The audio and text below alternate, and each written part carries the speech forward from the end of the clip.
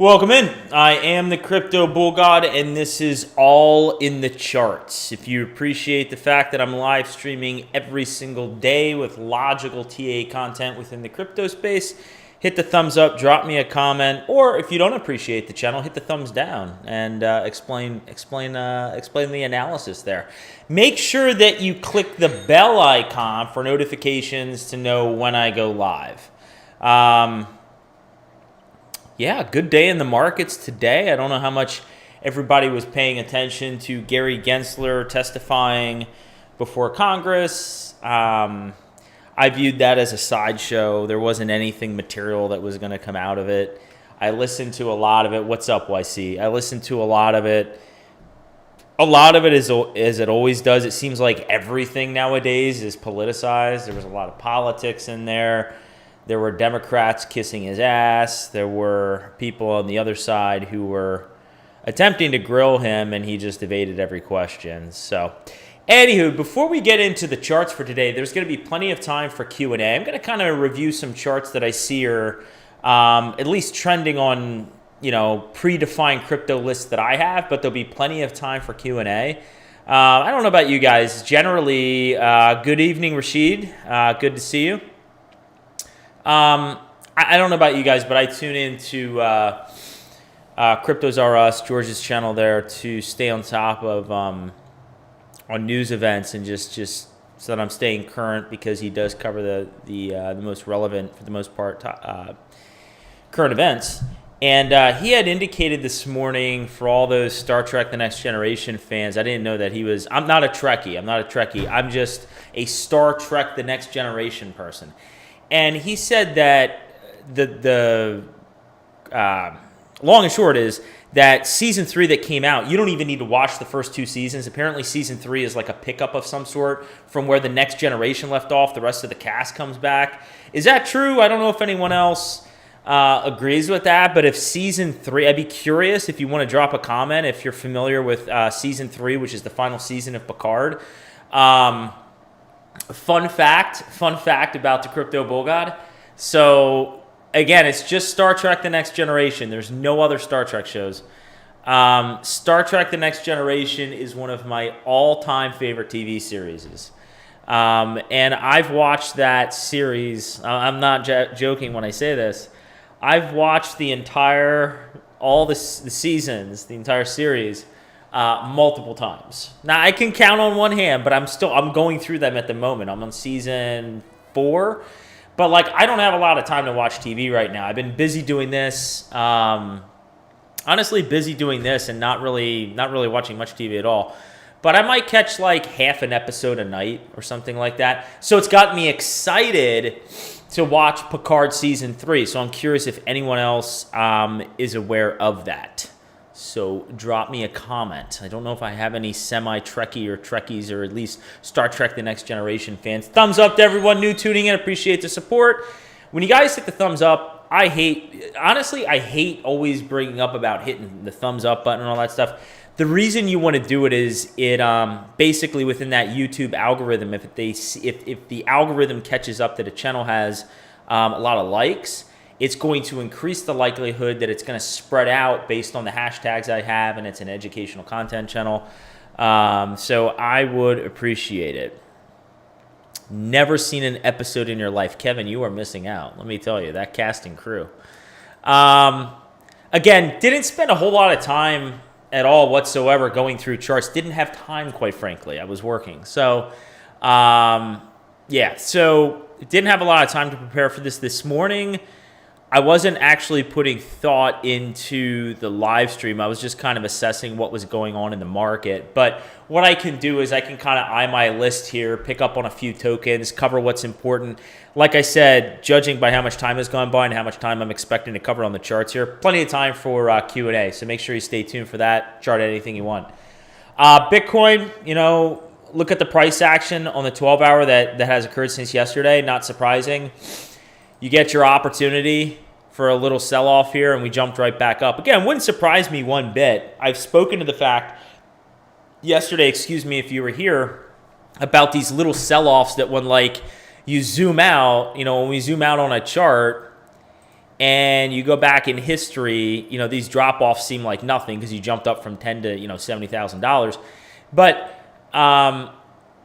where I was going with that is everyone, we're entering, this is a really good point. I might tweet this out later. You can follow me on Twitter, Crypto Bull Guy. Everyone is waiting for that pullback, right? When you're in a bear market or when you're in a bearish cycle within a broader Elliott wave, when you're in bearish price action, though, everyone is hoping the drop is over, and there's hope that, God, this drop is over, and then before you know it, we drop again, right? And everyone's calling a bounce, and then we just keep dropping.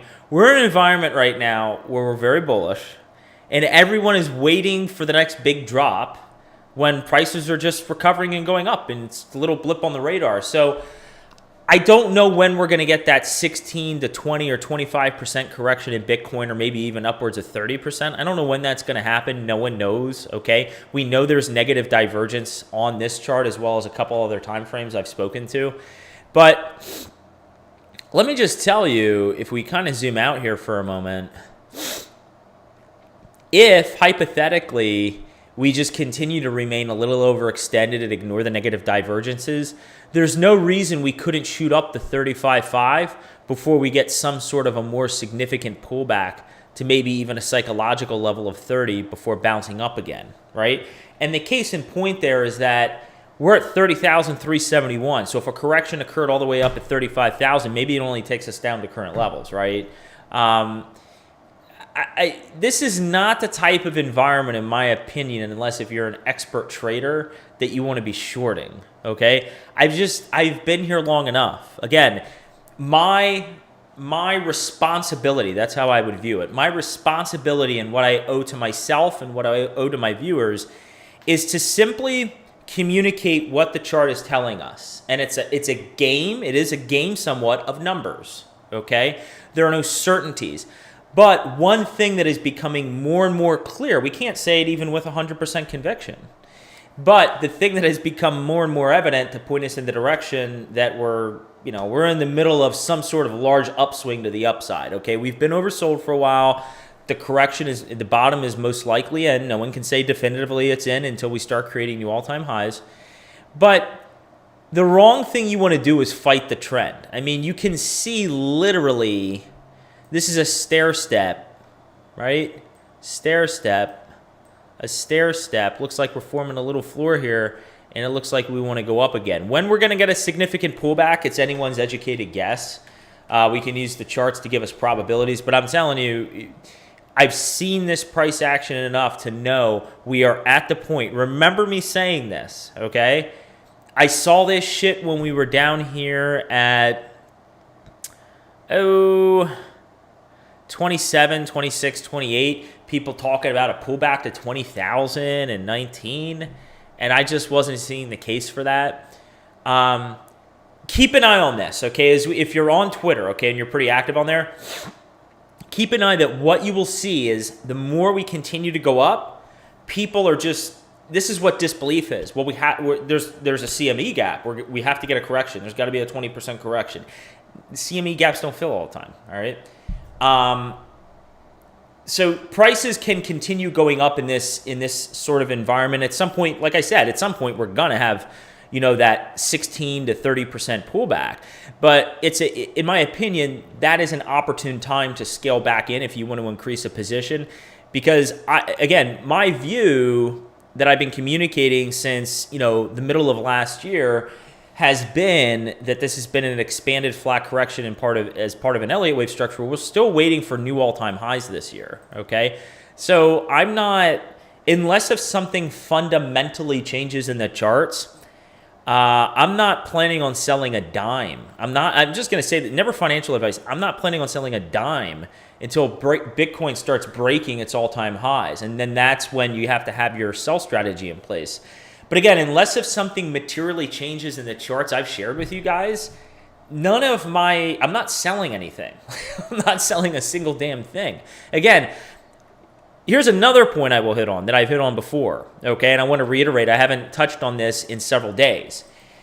It seems like everyone and their mother is counting for prices to get up into this zone, 52 to 48, and I'm pretty sure because it's the 0.618 fib retracement from the top. So everyone's expecting Bitcoin to get into 48.52, top out, go through some sort of long consolidation until the Bitcoin halving, and then start going into new all-time highs in late 2024. It sounds like a movie script. Again, I'm not in that camp. I've been saying this over and over and over again. I see tweets. I see tweets about this price action here being compared to 2019, and people are showing fractals, and I don't agree with it. It doesn't fit with the overall perspective that I've shared with you guys. I don't see that. This to me looks more like a 2016, 2017 scenario. So we'll have to see how it plays out. What else can we speak to here? What else do we have going on? Nothing on the graph. A little volatility there. I've spoken to artificial liquid intelligence. We've broken out of a falling wedge. MACD's crossing up on the 2-day. We got a new candlestick tomorrow, so I would keep an eye on it. I think that level that I've spoken to is a great buying opportunity. Synapse is consolidating, just like I said. Harmony 1, nothing new there. I was looking at this. Someone brought it up on Cryptos R Us this morning. Nothing to speak to there. UMA. Still, this might be the longest swing trade play I've ever had in my life, where this is taking many more months to play out, but I'm remaining patient. I'm expecting a large move in UMA. It just has not, UMA, it has not come yet. We've seen some spikes up in volatility. But again, I'm still anticipating this thing getting up into that $4 or $5 range. That's the main play I'm taking. Anything over that is a gift from the crypto gods. If it actually got up to 6 or 8 on some initial impulse, I wouldn't anticipate that, more the 4 or 5 range, but we'll have to see. What else is trending? What else can we take a look at? I know someone on the live stream yesterday, I just remembered that, remembering this now. Someone, then I'll get to your comments. Someone asked about Solana, so we can take a look at Solana real quick here. I forget who that was. Yeah, Solana, I did mean to take a look at this at some point this week, because look at price action. So you can see, let's just focus on price first. So as I've spoken to in the past, we have this descending area of resistance, right? So what does price typically like to do? Spoken to this many times on this channel. Once we break the descending resistance, which we're in the middle of right now, we could come maybe all the way up here, but we typically like to back test at some point this descending resistance again as support. So what that should communicate to you as an investor or a trader, however you'd want to play this, is if you miss the initial break up, or if you're looking for a break out of descending resistance for confirmation, the smartest way you can play to enter that position then is to wait to come back to some level near the descending line. Okay, that's how you would want to play that. But right now, we're pressed up against this descending line of resistance. We're sitting right on it. What I would anticipate, because I'm expecting volume to kick up in the market, again, don't care what the narrative is. I could care less what the narrative is. It's all about whether, Gary Gensler wants to come out and say that Dash is a security. Boy, that was interesting. A proof of work project is a security. Thank you, Gary fucking Gensler. Fuck you. Man, listening to that hearing today, listening to him, he sounds like such a, oh my God. He's like that. You ever hear of little man syndrome? Do you know what little man syndrome is? It's like he was the dude that, it almost feels like he was a guy that got picked on and didn't have any friends. And when he got into a position of power, he's like taking an abuse of power now out on people. That's how it feels. It feels like that sort of guy, like he's got a little power now, and he's fucking power hungry. Fucking Gary Gensler. Anyway, gotta watch what I say on this channel, because some people will take me way too serious. I could say a lot more things, but I'll keep that to myself. Solana is pressed right up here against resistance as well as descending resistance. Now, this red line is at 26 bucks, right? We're sitting, around 25, right? So like 5% away, right? Now, I am expecting some volume and some momentum to pick up into the market, right? So whether it's this week or whether it's next week, I wouldn't think we'd go much beyond that. I would anticipate a break of 26. And now we're starting to get up into regions. Once we break 26 and we can break it convincingly with volume, now we're talking about pushing up towards 36. Okay, pushing up towards 36. But again, I just want us to get in this region. Let's get Solana up to 26 to 36, but things are looking healthy. Let's see what other charts we can take a look at here. Let's get off this.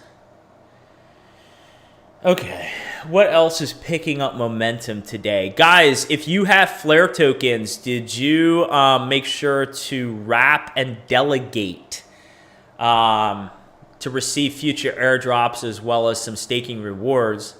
What was I going to say in relation to that? Oh, make sure to leave a little bit of Flare in your wallet just for the expense associated with interchanging between wrapped and non-wrapped. Just make sure that you have a little bit left over. I used Bifrost, I had tweeted out. I'm also auto-delegating, so there's like a minimal fee with that. I don't want to have to worry about going in and doing anything. I want that bot to be on top of it. So what do we got here before we get into some additional charts? Looks like Credible Crypto is thinking about Doge now. Yeah, we can take a look at Doge. I mean, it's sitting at 9.3 cents. I mean, we can take a look at it. I have a video on Doge, guys. Actually, speaking of my videos real quick, if you have not been to my channel, hold on a second here. If you have not been to my channel, I wanted to show you guys something really quick. Okay. So this is my channel, if you're on my channel. Now, first off, I just put out a new video. It was released last night, recorded it yesterday. It's on injective protocol. It amazes me because I meant to reply to some comments this morning and I did. And I saw somebody made a comment that indicated they read the thumbnail and didn't watch the video. So just make sure you watch the video. But where I was going with this is I have a video on Doge. Where are we at? Yeah, do not sleep on Doge. Only has 122 views, but it's a pretty in-depth analysis on Dogecoin. So I think Doge is going to have a big run, with the rest of the market. I don't see it falling from its current top tier status where it's at within the top 10. So I expect it to have a good year. Okay. Digibyte, yes, Digibyte. What else can we chart here? So Chainlink, let's take a look at Chainlink. Chainlink's up a good solid. It was up at 7 or 8%, I think, at one point.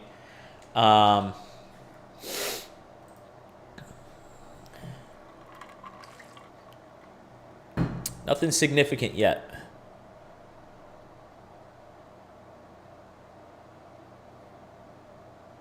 So all I have on this price chart for Chainlink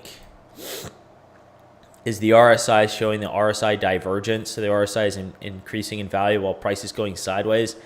Yeah, for me, this is a weekly chart. We've got to get up on Chainlink. We got to get above this 950 level. You can see we topped out here. We topped out here. We topped out here. Those price wicks, the story that it's telling you for Chainlink, like if we just focus on price action for a moment, when the price wick comes up to this level around, we're going to call it $9.50, because there's a long wick, what that is telling us when we're looking at it is there's buyer exhaustion. There's too many sellers coming into the market that the price, while it's able to go up to that level, it can't sustain itself. Too many people are selling. There's not enough buying volume to pick it back up, and it just goes down in value, right? So $9.50 is really our ceiling at the moment. Once we break $9.50, you have a psychological level of $10, but it looks like $11.50 is on deck and $13.70. But we're having a nice move today, but I'm not excited about Chainlink until it breaks $9.50 convincingly. So I'll have to keep an eye on that. What else do we have?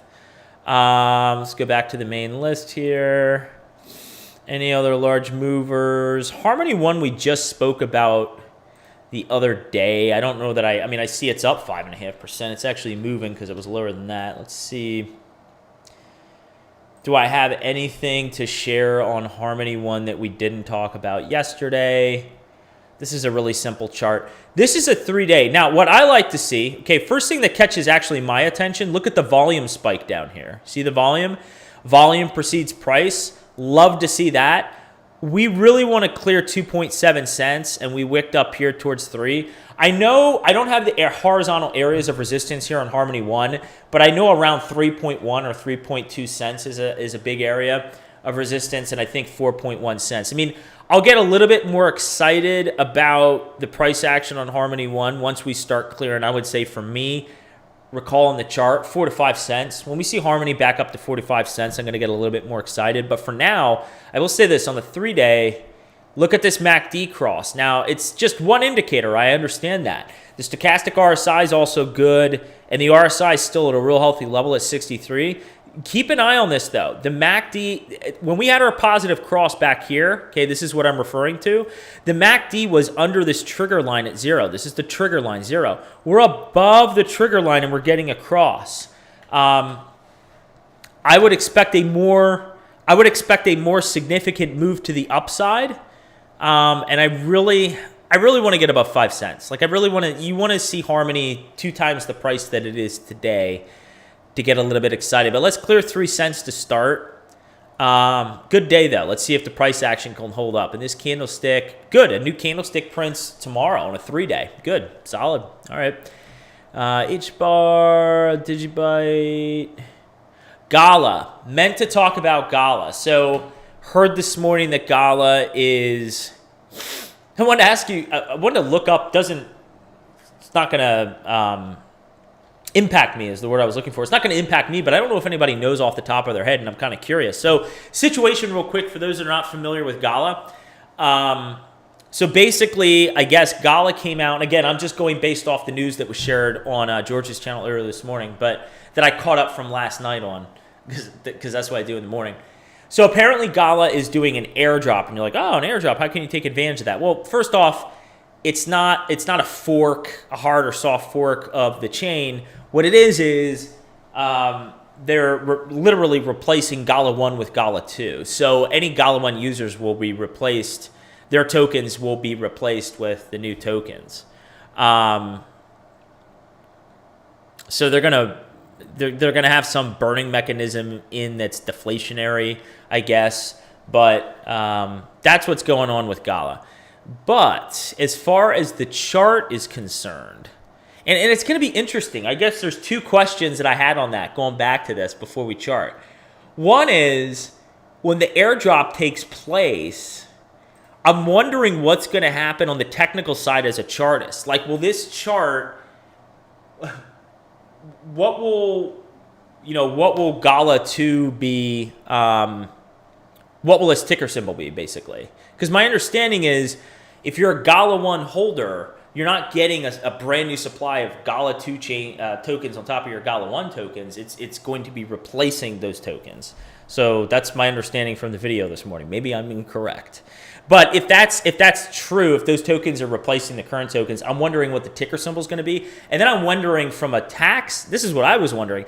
Let's say you were a long-term holder of the original Gala token. Are you fucking dicked over from a capital gains perspective? So if you were holding Gala since like 10 cents, since long ago, okay, and you were taking an investment approach to that because you wanted to capitalize on the short-term capital gains tax rate of 20% versus an ordinary tax, 20% tax for long-term capital gains holding a year or more versus an ordinary tax rate if you held under a year, right? So I don't know if by mere switching of the tokens and airdropping new tokens, if now your original investment is the same. Do you see what I'm saying? So your vesting period would start all over again.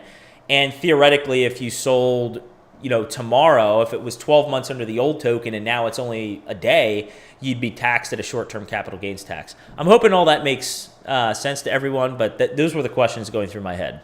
That was a lot of jibber-jabbing. Let's get back to the charts. This is why I time myself, because sometimes I get a little chatty. All right, what do we got here? Sometimes I've been told pretty consistent in my life I'm a little wordy sometimes. I don't know. It's better to explain yourself than not, right? At least you know where someone stands and what someone is thinking. Now, we have downward resistance here, right? This is Heikin Ashi on the weekly. We have a positive break here. Positive break. Again, this sort of looks reminiscent to me. We were talking the other day about Decentraland Mana. Remember how it broke out of the descending resistance and then it started going in a falling wedge and now it's breaking out? This is very reminiscent of that. Very reminiscent. So really for Gala, we want to clear 5 cents with volume and hold this level. I want to see Gala.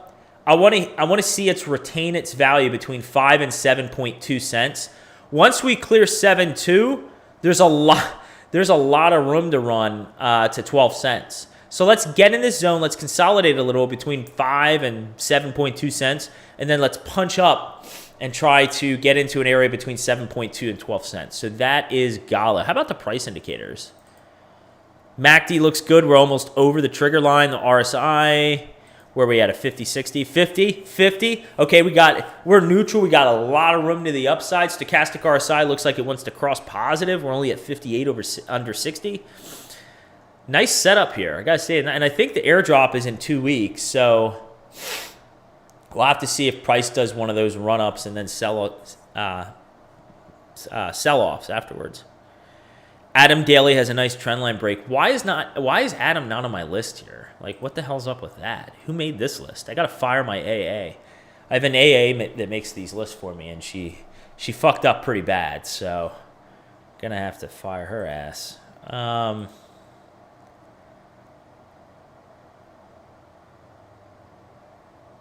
Where's Injective?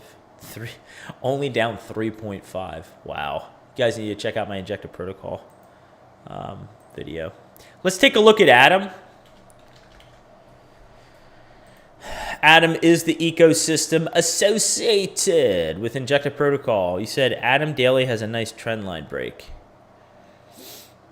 All right, let's look at the daily. Now, we looked at the weekly. Okay.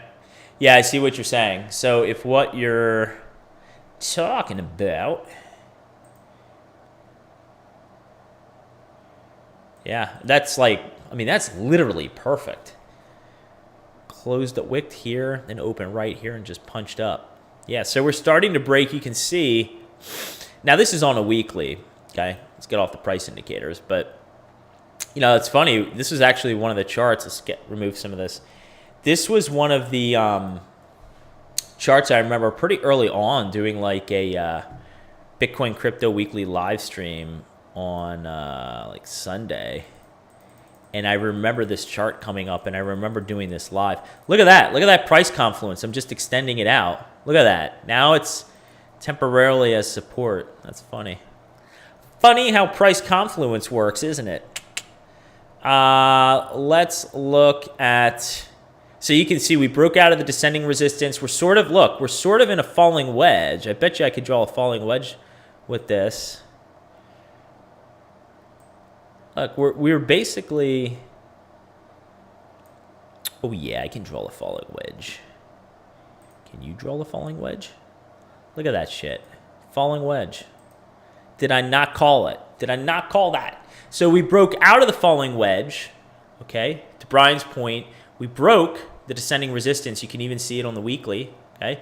Thumbs up for everyone new tuning in. Appreciate it. We're charting Adam right now on the weekly. Brian pointed out we broke some downward resistance, which I'm plotting out here, and we're actually sitting on top of prior resistance, which is now supported around 1240. Now, what do we want to look for next on Adam? You can actually see there's an additional sort of level of resistance I would chart in right around... that's tight. That's what she said. All right. So there's an additional level of resistance. We're just going to call it around $14.80, $15. So I expect as we start to come up, you know, we're going to have resistance with 15 and 17. I want to see us start punching up towards 21.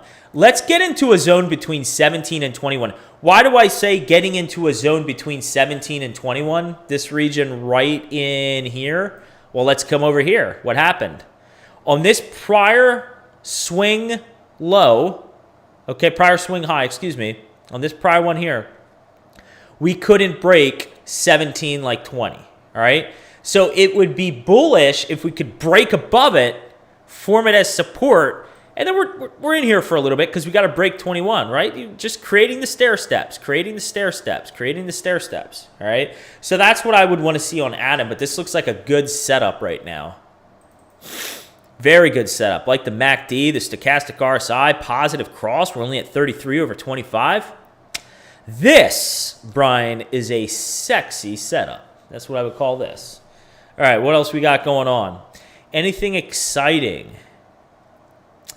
What other tokens do people have for me? What do you people have for me? Did I want to talk about LRC? You know, we spoke about that yesterday. Did I even cover that? I don't even remember. I think I did. Synthetics is up. We covered that recently. Guys and gals, do you have any more charts for me?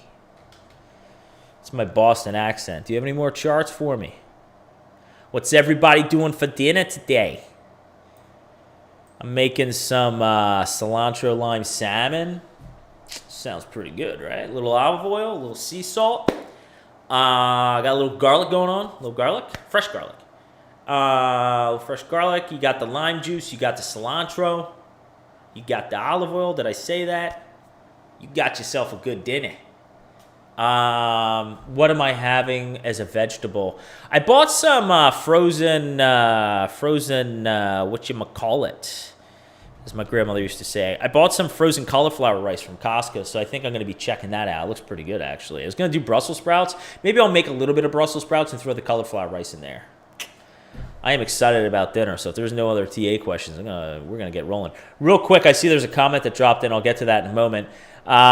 Synthetics is having a nice day, up 8%. But again, I've spoken about this red zone of resistance here. We really need to get above 330 to like 450, okay? Best guess would be we'd punch up in here, maybe stay in here for a little bit, and then start to make our move. But once we break about 450, let's have a conversation where we're at. All right, Kevin. Kevin, my friend, what is going on? How may I help you? Let's see. Kevin Algo took a hit yesterday based on the SEC saying it was a security, but appears right at the trend line. Yeah, and again, it's I think everybody here knows the news on that. It's related to the Dash conversation. But again, it's all in the charts. The market's way too bullish. I think the SEC, these security threats have been hitting everything. I don't think anything coming out about a security regulation would be devastational for the market because it's pretty much been absorbing it. So, yeah, I mean, this is a 2-week chart. Let's look at the weekly on Algo. So this is Algorand. This is still under descending resistance. Quite a bit of weakness here. Yeah, this has been, I would venture to say this has been a big underperformer the past several months because this thing is not really looking too strong at the moment. We have all this downward resistance we got to clear here. Yeah, look at that. So, never play favorites on this channel, but this is not, let's see what we got on the price indicators. Well, it would help if I had all the price indicators I would typically look at, right? Let's at least look at the MACD. What do we got on the MACD? Okay, so the MACD, still got a little ways to go. The RSI is at 43, so we're definitely a little oversold here. Well, I'll tell you what. We're holding this upward trend line. I'd like to see that hold, okay? Price is sort of consolidating in here. It's pressed up against here. I want to see Algorand definitively. We're going to look at the lower time frame, see if we have any bullish divergence going on. But I definitively want to see Algorand get above 25 cents here. Let's get above. This is actually a green line the last time we looked at it. Let's get above 25 cents here, and let's stay above it. Once we get above 25 cents, there's another area of resistance right around, that's right about there, 39 cents. So let's clear 25 cents. Let's keep it as support. Let's turn the red into green, okay? As we start to accomplish that and we punch up into this area, we're also going to negate these descending resistances.